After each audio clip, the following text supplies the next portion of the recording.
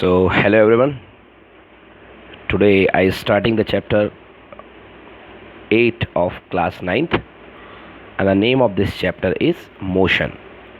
तो हम आज जो चैप्टर पढ़ने वाले हैं इसका नाम है मोशन. तो यदि मैं आपसे पूछूंगा कि मोशन का मतलब क्या होता है तो मे बी आपके मन में कुछ पिक्चर ऐसी बनेगी कि किसी चीज़ का चलना, किसी चीज़ का मूवमेंट होना वो कहलाता है मोशन.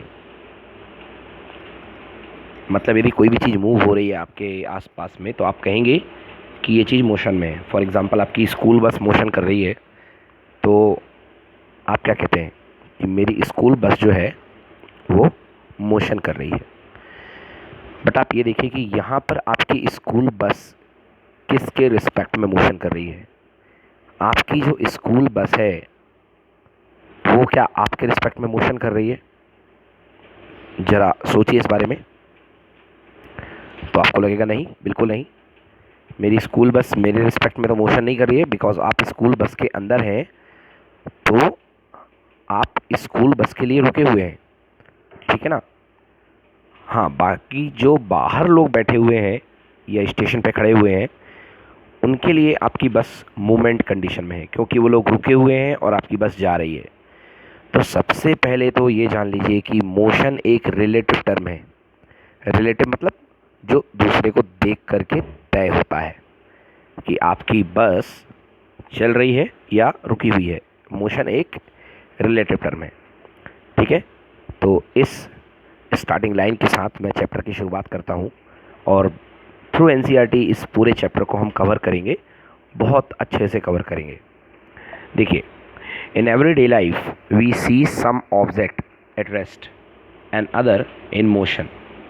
हम अपनी डेली की रोज़ाना की ज़िंदगी में कुछ चीज़ों को देखते हैं रेस्ट में और कुछ चीज़ों को देखते हैं मोशन में. Birds fly, fish swim, blood flows through the veins and arteries and cars move. Atoms, molecule, planets, star and galaxies are in the motion. जी हाँ, बिल्कुल सारे के सारे मोशन में हैं. चाहे आप चिड़ियों को उड़ता देख लो, चाहे मछली पानी के अंदर चलती है, स्विमिंग करती है, या हमारे वेन्स में जो खून बह रहा होता है, आर्टरीज में जो खून जा रहा होता है, और कार चलती है. एटम्स में क्या है? न्यूक्लियस है. न्यूक्लियस के चारों तरफ कौन घूम रहा है? इलेक्ट्रॉन घूम रहे हैं, है ना. मॉलिक्यूल्स जो हैं उनमें भी इलेक्ट्रॉन्स और एटम्स, मॉलिक्यूल्स में एटम्स होंगे, एटम्स के अंदर क्या होंगे? इलेक्ट्रॉन्स होंगे, उनमें ये घुमा करते हैं. इनफैक्ट एटम भी मूव करते हैं और एटम से जुड़ के बना है मॉलिक्यूल, तो मॉलिक्यूल भी मूव करते हैं. प्लैनेट्स, अब प्लैनेट्स का मोशन कैसा भाई? सन के चारों तरफ प्लैनेट ही तो मूव कर रहे हैं, रोल कर रहे हैं. Stars and galaxies all in motion. Even stars भी मूव करते हैं गैलेक्सी में, ओके. और गैलेक्सी भी मूव करती जाती है. हमारी सारी की सारी चीज़ें जो हैं हमारे आसपास में, ये सब चीज़ें जो दिखाई दे रही हैं मोशन में. We often perceive an object to be in motion when its position change with time. अब नॉर्मली बात की जाए कि आप किस चीज़ के रिस्पेक्ट में किसी चीज़ की पोजीशन को बदलता हुआ मानते हैं, तो वो जो रेफरेंस है उसको बोलते हैं आप time.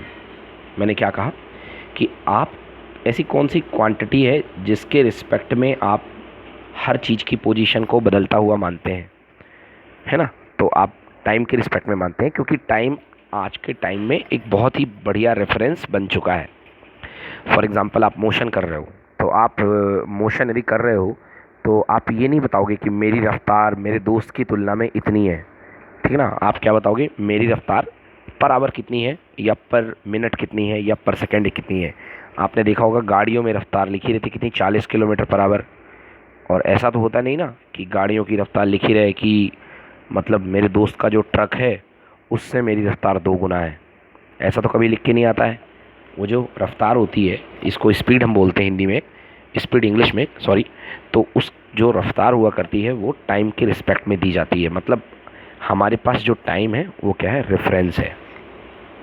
However they are a situation where the motion is inferred through indirect evidences.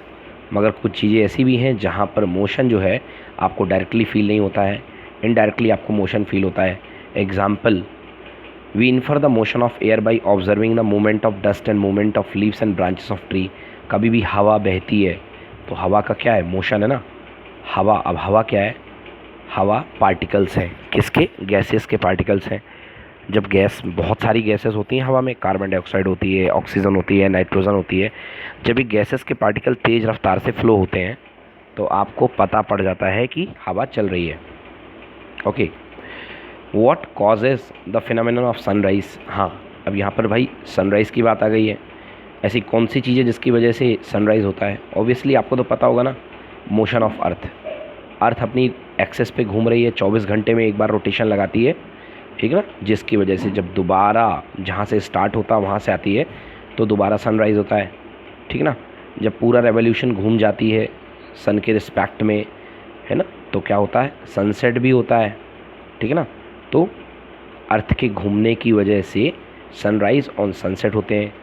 अर्थ की खुद की एक्सेस में घूमने की वजह से, मतलब खुद का एक्सेस, अपनी ही धुरी पर यदि अर्थ घूमेगी तो आपको सनराइज़ और सनसेट दिखाई देंगे।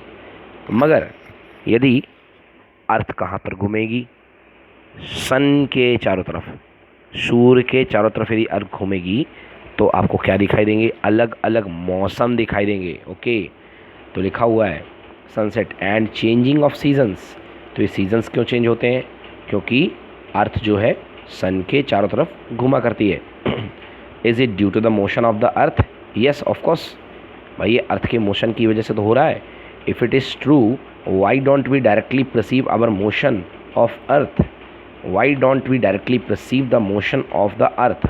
ओके, चलिए, यदि ये बात ट्रू है तो हम डायरेक्टली मोशन ऑफ अर्थ को परसीव क्यों नहीं करते हैं? ठीक है, इन सवालों के जवाब हम धीरे धीरे आपको देंगे। फिलहाल आगे बढ़ते हैं। An object may appear to be moving for a person and stationary for some other. अभी हम एक ऑब्जेक्ट की बात कर रहे हैं। अब एक सिंगल ऑब्जेक्ट है, वो एक पर्सन के लिए तो आपको चलता हुआ दिखाई दे रहा है और एक पर्सन के लिए वो रुका हुआ दिखाई दे रहा है। अब इसका एक एग्जांपल ले लो। आप बस में बैठे हुए, आप बस में बैठे हुए हो। अब बस के बाहर जो बंदा खड़ा हुआ है, बस के बाहर बंदा खड़ा हुआ है, आप उस बंदे के लिए तो आप चलती हुई बस में हो, मतलब आप भी चल रहे हो। मगर एक बंदा जो बस में आपके सामने बैठा हुआ है, उसके लिए आप किस में हो? रेस्ट में हो। उसके लिए आप किस में हो? रेस्ट में हो, ठीक ना। तो an object may appear to be moving for one person and stationary for the other person. क्यों? दोनों के लिए अलग अलग क्यों हो आप एक के लिए चल रहे हो, एक के लिए आप रुके हुए, ऐसा क्यों? ऐसा इसलिए कि दोनों अपने अपने रेफरेंस से आपको देख रहे हैं। जो बंदा आपके साथ बस में चढ़ा हुआ है वो आपके ही रेफरेंस में बैठा हुआ है, बट जो बंदा बाहर खड़ा हुआ है वो आपके रेफरेंस में नहीं है, वो आपके रेफरेंस में नहीं है। इसलिए आपको ये दोनों अलग अलग दिखाई दे रहे हैं और ये दोनों अलग अलग फील करेंगे बातें। For the passenger in a moving bus the road side trees appear to moving backward. जब आप किसी बस में चल रहे होते हो तो रोड के किनारे जो पेड़ लगे होते हैं वो पीछे की तरफ जाते हुए दिखाई देते हैं। A person standing on the road side perceives the bus along with the passenger as moving। फिर से पढ़ता हूँ मैं से। A person standing on the road side perceives the bus along with the passenger as moving।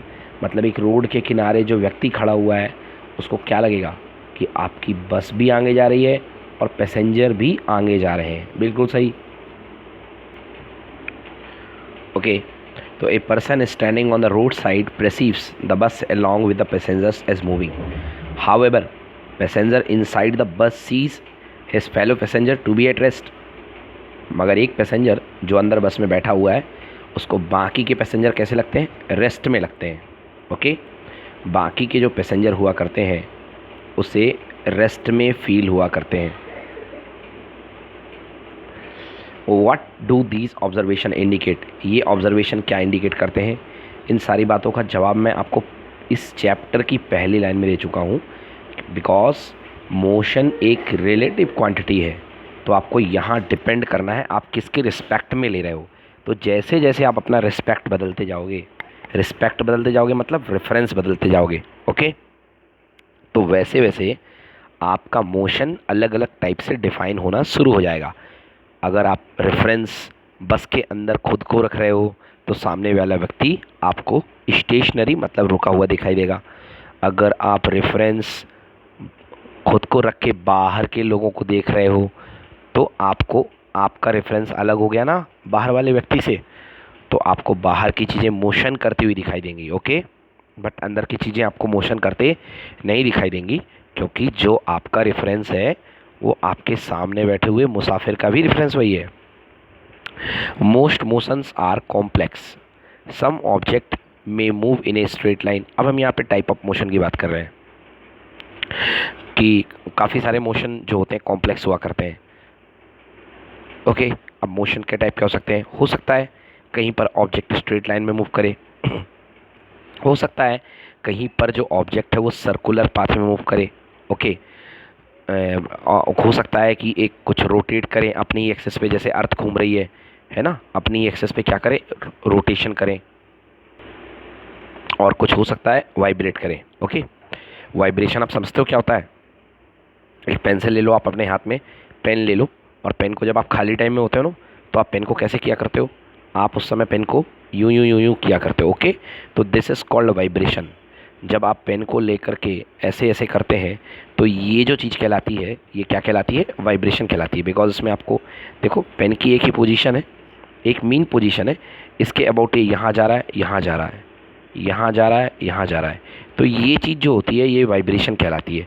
जब एक mean position मतलब central value के रिस्पेक्ट में आप आगे पीछे करते हो तो this is called vibration, okay. Okay, तो ये बात हो गई। तो इतने टाइप के मोशन हुआ करते हैं। There may be situations involving a combination of these. हाँ, अब कई जगह हो सकता है कि पार्टिकल वाइब्रेट भी करे और साथ में रोटेट भी करे, है ना। मतलब कुछ मोशंस हो सकते हैं वो बहुत हायर लेवल के मोशन हो जाएंगे जिसमें ये कॉम्बिनेशन होगा, okay. In this chapter we shall first learn to describe the motion of object along the straight line. तो इस चैप्टर में हमें क्या पढ़ना है? हमें पढ़ना है motion of the particle, motion of the object along the straight line. मतलब यदि कोई पार्टिकल है, कोई बॉडी है, कोई कार है, कोई ट्रक है, कुछ भी है, कोई इंसान है, कोई चींटी है, अगर वो एक स्ट्रेट लाइन में मोशन कर रही है तो क्या रिजल्ट सामने आएंगे? स्ट्रेट लाइन में मोशन करेंगे तो उससे मोशन से जुड़ी हुई बातें क्या क्या होंगी? थोड़ा सा क्लियर करता हूँ। जैसे वो मोशन कर रही है स्ट्रेट लाइन में तो वो कुछ दूरी चलेगी ना, उस दूरी को क्या बोलेंगे? वो एक फिक्स स्पीड के साथ दूरी चलेगी, तो उसके बारे में भी हमें बात करना है। हो सकता है कि मतलब वो जो बॉडी जा रही है एक स्ट्रेट लाइन से, वो एकदम से तेज़ हो गई। आपने देखा ना, आपको एक स्कूटर दे दी जाए एकदम फ्लैट रोड पे, तो आप क्या करते हो? गाड़ी का एक्सेलरेटर दबाते हो और गाड़ी को कंटिन्यूसली तेज़ करते जाते हो। तो गाड़ी के तेज़ करने से आप क्या समझते हो? इस क्वांटिटी को क्या बोलोगे जो गाड़ी को तेज़ कर रही है? That is called acceleration. तो अगर कोई स्ट्रेट पाथ में मूव कर रहा है तो उसका एक्सेलरेशन भी क्या होगा? तो बच्चों, ओवरऑल हम सारी चीज़ों को डिस्कस करना चाह रहे हैं कि ये सारे होते क्या हैं। तो we shall first learn to the describe the motion of object along the straight line. We shall also learn to express such motion through simple equation and graphs. Later we shall discuss ways of describing circular motion. तो इस chapter में हमारे पास mainly 3 बात है। Number 1, linear motion को describe करना। Linear motion मतलब straight line का जो मोशन है उसको डिस्क्राइब करना। दूसरा, इन मोशंस को डिस्क्राइब करने के लिए with the help of equation और with the help of graph. मतलब हमें इक्वेशन की हेल्प लेना और ग्राफ की हेल्प लेना। मतलब हम एक सीधी लाइन में मोशन करेंगे तो उस सीधी लाइन में हमने कैसा मोशन किया उसको हमने क्या लिख दिया? मैथमेटिकली। क्या लिख दिया? मैथमेटिकली। आपने देखा है कभी इनको? आपकी कुंडली जन्मपत्रे बनाने वाले लोग पंडित जी होते हैं ना, क्या करते हैं? आपका जन्म का समय होता है ना, और आपके बारे में पूरा जन्म के समय लेकर के आपके बारे में पूरी ये आपकी कुंडली बना देते हैं कि आपकी शादी कब होगी, आपकी पढ़ाई कितनी चलेगी, आपके हाथ में कितना पैसा आएगा, है ना, आपकी डेथ कब होगी, ये तक ये लोग प्रेडिक्ट कर देते हैं। तो वो एक तरीके से क्या करते हैं, वो पूरी की पूरी मैथमेटिक्स आपकी जनरेट कर देते हैं। तो ऐसे ही हम भी यहाँ पर एक बॉडी अगर मोशन कर रही है तो उससे रिलेटेड उसके मोशन के हम इक्वेशन बता सकते हैं। अब आप पूछोगे कि सर इक्वेशन बनाने का क्या फ़ायदा है ना? इक्वेशन बनाने का ये फ़ायदा है कि आप इक्वेशन बनाने के बाद मुझसे पूछो कि सर 5वें सेकंड में अगर बॉडी इस चौराहे पर खड़ी थी तो 10वें सेकंड में बॉडी कहाँ पर होगी। मतलब आप किसी भी पोजीशन पर बॉडी को पता लगा सकते हो कि बॉडी कहाँ होगी अगर आपने उसका इक्वेशन बना लिया। किसका equation? Equation of motion. Body जो मोशन कर रही ना उसका इक्वेशन बनाना है, तो आपने बना लिया तो आप बॉडी की पोजीशन बता सकते हो कि बॉडी कितनी दूर होगी, कितनी पास होगी, है ना, कितनी ऊपर होगी, कितनी नीचे होगी। ये सारी चीज़ें आप बता सकते हैं with the help of equation of motion. इसलिए इक्वेशन ऑफ मोशन हमारे लिए बहुत इंपॉर्टेंट है। सो आई होप ये स्टार्टिंग इंट्रोडक्टरी थ्योरी आपको समझ में आई होगी और इस थ्योरी से आपको एक नया इंटरेस्ट डेवलप हुआ होगा कि आखिर इस चैप्टर को हम पढ़ने क्यों जा रहे हैं। ओके, तो अभी तक हमने जितना नॉलेज लिया उस पर बेस्ड हमारे पास क्या है, अभी हमारे पास बेस्ड एक एक्टिविटी आ गई है। आइए इस एक्टिविटी को डिस्कस करते हैं। तो ये एक्टिविटी है 8.1। 8.1 एक्टिविटी का कहना है discuss whether the walls of your classroom are rest और इन मोशन। अब क्लासरूम की वॉल्स कभी मोशन तो करेंगी नहीं, क्योंकि हमारे रिस्पेक्ट में तो वो हमेशा रुकी हुई रहती हैं, हम ही भाग सकते हैं। तो इसका आंसर क्या होगा? क्लासरूम की जो वॉल्स हैं, walls of your classroom, walls of our classroom are always in the position of rest. वो कभी भी मोशन नहीं करती हैं, ठीक है ना। नेक्स्ट एक्टिविटी 8.2 है have you ever experience that the train in which you are sitting appears to move while it is rest. Discuss and share your experience. अगर आप कभी ट्रेन में बैठे हो और आप यदि एक तरफ प्लेटफॉर्म है, दूसरी तरफ एक दूसरी रेल खड़ी हुई है, दूसरी गाड़ी खड़ी हुई है, आप देखो कि आप यदि देखते हो दूसरी वाली रेलगाड़ी चलना शुरू होती है आगे की तरफ डायरेक्शन में, तो आपको क्या लगता है? आपको ये लगता है कि मेरी गाड़ी पीछे की तरफ चलना शुरू हो गई है ना। तो ऐसा क्यों होता है? क्या है कि जब आप रेल में बैठते हो सामने वाली गाड़ी आगे की तरफ चलना शुरू होती है, तो आपको ये वो वाली गाड़ी मूव हो गई और आप दूसरे रेफरेंस में बैठे हुए हो, ठीक है ना। तो आपको लगता है वो वाली गाड़ी, ये नहीं आपको समझ में आता है कि वो वाली गाड़ी आगे बढ़ रही है, आपको ये समझ में आता है कि ये वाली गाड़ी मेरी जो है पीछे जा रही है। तो आपको अपने एक्सपीरियंस शेयर करने यहाँ पे कि हम जब बैठे थे तो ऐसा हमें लगने लगा कि हमारी गाड़ी पीछे जाने लग गई, फिर हमने तुरंत प्लेटफॉर्म की तरफ देखा तो लगा अरे नहीं ये तो दूसरी वाली गाड़ी जा रही है, हमारी गाड़ी तो रुकी हुई है। ओके, तो कुछ ऐसा ही आपको इसमें बताना है। नेक्स्ट है थिंक एंड एक्ट। अब देखिए इसमें क्या है, थिंक मतलब सोचना और एक्ट मतलब करना। तो इसमें कुछ हमें सोच के करना है, देखते हैं क्या सोचना है और क्या करना है। ओके, तो देखिए we sometimes are endangered by the motion of object around us. हमारे जो चारों तरफ के ऑब्जेक्ट हैं उनकी वजह से कई बार हम खतरे में पड़ जाते हैं। जो हमारे चारों तरफ की चीज़ें हैं ना आसपास में, अब चीज़ बड़ी भी हो सकती हैं, छोटी भी हो सकती हैं। एग्ज़ाम्पल, अभी आपने देखा होगा कुछ दिन पहले बहुत तेज़ आंधी तूफान चल रहा था। तो आंधी तूफान क्या था? हवा का मोशन था। अब वो हवा का मोशन एक अनकंट्रोल्ड लेवल पे पहुंच जाए तो क्या बन जाता है? एरेटिक एंड अनकंट्रोल्ड लेवल पे पहुंच जाए तो हमारे लिए बहुत ही ज़्यादा कष्टदायी हो जाता है, प्रॉब्लमेटिक हो जाता है। And example, uncontrolled observe at flooded, बाढ़ आ जाती है नदियों में। एंड हरिकेन और एट सुनामी। एक हरिकेन मतलब बहुत खतरनाक वाले बवंडर आपने देखे होंगे, वो भी क्या है? मोशन की वजह से बनते हैं। सुनामी, समुद्र की बहुत तेज़ लहरें। On the other hand controlled motion can be service to human beings such as in the generation of hydroelectric power. दूसरी तरफ देखो पानी का मोशन जो कंट्रोल्ड है वो कितने काम का है? बांध बनाते हैं लोग, वहाँ से ऊंचाइयों पे बांध बना करके पानी को नीचे गिराया जाता है और उस पानी की एनर्जी से क्या बनती है? बिजली, है ना। Do you feel the necessity of study of erratic motion of some object and learn to control them, है ना। क्या आपको लगता है कि मतलब इनकी उपयोगिता है किसकी? पढ़ाई की। किस चीज़ की पढ़ाई की? कि इस मोशन को कैसे कंट्रोल किया जाए और उसको कंट्रोल करके उसका उपयोग जो है अच्छे कामों में किया जा सके, कंस्ट्रक्टिव कामों में किया जा सके तो इस दुनिया का बहुत भला होगा। ओके, इसका मतलब हमें यहाँ पर बुक के थ्रू इंसिस्ट किया जा रहा है कि हम लोग मोशन की अच्छे से पढ़ाई करें और आगे जा कर के इस मोशन को कंट्रोल करते हुए कुछ अच्छा बनाएं, कुछ अच्छे काम करें जिससे कि ये मोशन कंट्रोल्ड हो जाए। ओके, तो बच्चों कंट्रोल्ड मोशन तो हमारे काम का है, बट अनकंट्रोल्ड मोशन केवल क्या लाता है?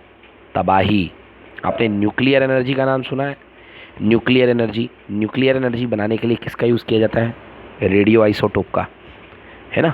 मतलब अपना यूरेनियम का यूज़ किया जाता है, प्लूटोनियम का यूज़ किया जाता है। तो जब ये रिएक्शन होती है तो ये रिएक्शन भी बहुत ज़्यादा फास्ट होती है। तो इस रिएक्शन में फास्ट होने का मतलब इस रिएक्शन की स्पीड बहुत बढ़ जाती है। तो वहाँ भी इस रिएक्शन को कंट्रोल किया जाता है और कंट्रोल करने से फिर क्या बनती है? इलेक्ट्रिसिटी। ओके, तो मतलब मोशन की कंट्रोलिंग हमारे जीवन का एक बहुत अहम हिस्सा है।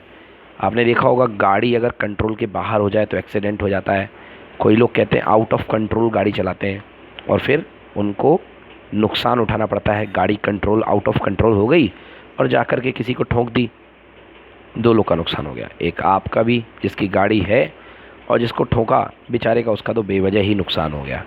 तो मोशन को कंट्रोल होना चाहिए, फिर वो चाहे किसी भी चीज़ का मोशन हो, तो हम कंट्रोल्ड मोशन करने की दिशा में आगे बढ़ेंगे। अब पढ़ते हैं डिस्क्राइबिंग मोशन। भाई एक मोशन को डिस्क्राइब करने के लिए आपके पास क्या क्या होना चाहिए? एक मोशन को डिस्क्राइब करने के लिए सबसे पहले तो आपके पास होना चाहिए रेफरेंस, कि आप मोशन को किसके रिस्पेक्ट में डिस्क्राइब कर रहे हो। आप मोशन को, जैसे आपका दोस्त है, आपका दोस्त भाग रहा है। अब देखो रेफरेंस अलग अलग तय करो। पहला रेफरेंस, मेरा दोस्त इस दीवार के रिस्पेक्ट में भाग रहा है, तो दीवार रुकी हुई है ना, तो दीवार के रिस्पेक्ट में भाग रहा है। दूसरा, मेरा रेफरेंस मेरे रिस्पेक्ट में भाग रहा है। अब मर्जी आपकी, आप भी भागो और वो भी भागे, है ना, तो आपके रेफरेंस में भाग रहा है। मेरा दोस्त टाइम के रेफरेंस में भाग रहा है, तो वहाँ पर रेफरेंस क्या हो जाएगा? टाइम। ओके, टाइम कभी पक्षपात नहीं करता है, इसलिए ज़्यादा जगहों पर रेफरेंस क्या ले जाता है? टाइम। और टाइम देखो वर्ल्ड में एक ही चीज़ तो सेम है ना, मतलब यूनिफॉर्मली हर जगह टाइम तो एक ऐसे ही चलेगा। टाइम कभी रुकता नहीं है, टाइम बढ़ता जाएगा, इसलिए अपन टाइम को एक अच्छा रेफरेंस मानते हैं। तो वो describe the location of the object by specifying a reference point. Let us understand this by an example. Okay, इसको एक एग्जाम्पल से समझते हैं। तो सबसे पहले एक क्या होना चाहिए? एक तो मैंने बताया रेफरेंस, और एक और चीज़ जान लो जिसको बोलते हैं रेफरेंस पॉइंट। रेफरेंस पॉइंट मतलब आपने अपने मोशन की शुरुआत कहाँ से करी है। ओके, वो कहलाता है reference point. Let us understand this by an example. Let us assume that a school in a village is 2 kilometre north of A railway station. Okay, तो देखो एक स्कूल है जो कि रेलवे स्टेशन से 2 किलोमीटर नॉर्थ की तरफ पड़ता है। We have specified the position of the school with respect to the railway station. यहाँ पर आपने रेलवे स्टेशन से दूरी बताई है, रेलवे स्टेशन के रिस्पेक्ट में बताया आपने। 2 किलोमीटर है रेलवे स्टेशन में, साथ में आपने ये भी बताई ना डायरेक्शन कहाँ है, नॉर्थ की तरफ। भाई अगर आप बात करो कि एक कोई स्टेशन है, रेलवे स्टेशन है, तो रेलवे स्टेशन से 2 किलोमीटर तो बहुत सारी जगह हो जाएंगी। रेलवे स्टेशन से 2 किलोमीटर ईस्ट में, रेलवे स्टेशन से 2 किलोमीटर वेस्ट में, नॉर्थ में, साउथ में। तो एक पर्टिकुलर पोजीशन के लिए आपको डायरेक्शन भी बतानी पड़ेगी। ओके, तो आप क्या क्या बता रहे हो? 2 किलोमीटर मतलब कितनी दूर है, और साथ में नॉर्थ मतलब आपने डायरेक्शन भी बताया। ये जो किलोमीटर आपने बताया ना, ये क्या है? ये मैथमेटिकल डाटा है। ये क्या है? Mathematical data. और नॉर्थ क्या होती है? डायरेक्शन। तो 2 चीज़ें इंपॉर्टेंट है, एक है मैथमेटिकल डाटा कि कितने किलोमीटर, और दूसरा डायरेक्शन। ठीक है ना। In this example the railway station is the reference point. अब यहाँ पर जो मोशन की मतलब जिस बंदे को जाना है स्कूल तक, तो उसके पास रेफरेंस पॉइंट क्या है? Railway station. अब जैसे फॉर एग्ज़ाम्पल मैं आपसे पूछूंगा कि यहाँ से आपका घर सागर से भोपाल कितने किलोमीटर है, तो आप मुझे बोलोगे 180 किलोमीटर। बिल्कुल सही बोलोगे। अब ये बताओ 180 किलोमीटर कहाँ से दूरी है? आपके घर से दूरी है या सागर बस स्टैंड से दूरी है? तो आप बोलोगे सर सागर बस स्टैंड से दूरी है 180 किलोमीटर। मतलब रेफरेंस में क्या आता है? रेफरेंस में आपका जो लोकेशन हुआ करती है, जहाँ से आप डिस्टेंस मेज़र करते हो, जहाँ से आप सेंटर मानते हो, उसको आप लेते हो, उस पॉइंट को बोलते हैं रेफरेंस पॉइंट। उस पॉइंट को हम बोलते हैं क्या? Reference point. तो ये ऑटोमेटिकली अपने माइंड में एक माइंड सेटअप बन जाता है। मैं बोलूँगा आपका स्कूल कितने किलोमीटर है, तो आप मेरे से बोल सकते हो क्या मेरा स्कूल 500 किलोमीटर है। मैं बोलूँगा 500? अरे सर मैं वो दिल्ली से बता रहा हूँ, मेरा स्कूल दिल्ली से 500 किलोमीटर है। नहीं, कभी आप ऐसा नहीं बताओगे, क्योंकि कभी मैं पूछूंगा आपसे आपका स्कूल कहाँ है, आप बोलोगे 2 किलोमीटर 3 किलोमीटर। क्यों? आपका रेफरेंस क्या होगा? आपका रेफरेंस वो एरिया होगा जहाँ पर आप रहते हो, जहाँ पर आप अभी रुके हो, जहाँ पर आप कोचिंग पढ़ते हो, ठीक ना, वो एरिया आपका रेफरेंस बनेगा। कोई इतना दूर का एरिया रेफरेंस नहीं बनता है ना। तो we could also choose an other reference point according to our convenience. Therefore, describe the position of object we need to specify a reference point is called origin. तो बच्चों रेफरेंस पॉइंट को origin भी बोला करते हैं। जहाँ से जिसके रिस्पेक्ट में आप मोशन स्टार्ट करते हो उसको हम क्या बोलते हैं? ओरिजिन। ओके, तो जिस पॉइंट के रिस्पेक्ट में आप मोशन अपना स्टार्ट करेंगे that point is called origin. Okay, तो बच्चों इतना हमने समझाया आपको। नेक्स्ट टॉपिक है मोशन अलोंग ए स्ट्रेट लाइन। तो मे बी आपको लग सकता है कि इतना डीप में हम क्यों पढ़ रहे हैं या इतना ज़्यादा मोशन को डिटेल्ड में जाने की क्या ज़रूरत है। मैं आपको बता दूं बच्चों, ये बहुत ही बेसिक चैप्टर है और इतना आसान नहीं है। और अगर आपने मोशन अच्छे से नहीं पढ़ा तो मैं कहना चाहूँगा कि आपकी पूरी फिज़िक्स ख़राब हो जाएगी। आगे आने वाली क्लास 11th आपको बहुत रुलाने वाली है, बहुत ज़्यादा परेशान करने वाली है, क्योंकि मोशन का आइडिया इतना आसान नहीं है। ओके, इसलिए ये चैप्टर बिना बोर हुए बहुत इंटरेस्ट के साथ आप पढ़ते जाओ, है ना। जहाँ पर दिक्कत आ रही है वहाँ पर आप ज़रूर पूछो। The simplest type of motion is in the form of motion along A straight line. अब भाई होते तो बहुत टाइप के मोशंस हैं, कोई सर्कुलर पाथ में घूम रहा है, कोई रोटेशनल पाथ में घूम रहा है। अच्छा, एक बात आई थी यहाँ पर, मल्टीपल मोशन। तो ज़रा आप अर्थ के बारे में विचार करो। देखो, अर्थ दो तरीके का मोशन करती है। अर्थ एक अपने सेंटर पे घूमती है गोल गोल गोल गोल, और दूसरा सन के चारों तरफ चक्कर लगाती है। तो अर्थ दो तरीके से घूमती है, एक तो अपने सेंटर पे ही गोल गोल घुमा करती है जो 24 घंटे में एक रोटेशन पूरा करती है, और दूसरा सन के चारों तरफ 365 डेज में वो गोल गोल घुमा करती है। ओके, ज़रा समझो इसको। अब ज़रा इस डायग्राम को देखो, यहाँ पे देखो सेंटर पे सन है।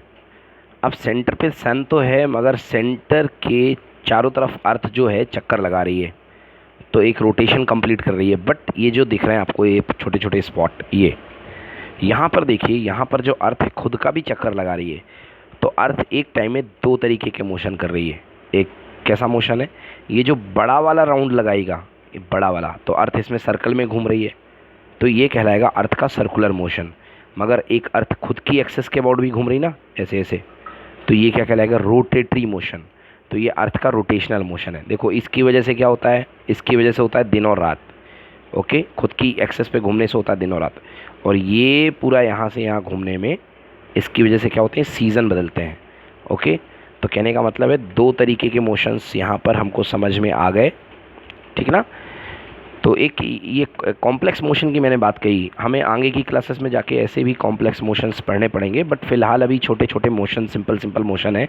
तो सबसे पहला जो हमारा मोशन है, motion along the straight line. The simple type of the motion is the motion along the straight line. We shall first learn to describe this by an example. चलो एक एग्जाम्पल की बात करते हैं। Consider the motion of an object moving on a straight path. एक object है, वो एक सीधे पाथ में जा रहा है। The object start is journey from O which is treated at the reference point. उस ऑब्जेक्ट ने कोई पॉइंट है, उस पॉइंट ओ से जर्नी स्टार्ट करी है, तो ओ को क्या बोलोगे? Reference point. Let A B and C represent the position of object at different position. अब ए बी और सी क्या है? उस ऑब्जेक्ट की डिफरेंट डिफरेंट पोजीशंस हैं। ओके, तो A B and C are the position of the object at different instant. Instant का मतलब क्या होता है? क्षण, कहते हैं ना क्षण भर रुक जाओ, है ना, पल पल। इंस्टेंट को पल भी बोल सकते हो। तो अलग अलग टाइम पर, अलग अलग पल, अलग अलग समय, इंस्टेंट पर इसकी पोजीशन क्या है? ए बी और सी। अब देखो मैं आपको बताता हूँ डायग्राम क्लियर करके। Okay, at first the object moves through C and B and reaches A. okay, तो देखिए ये हमारे पास डायग्राम है, अब इसको हम पूरा क्लियर करते हैं।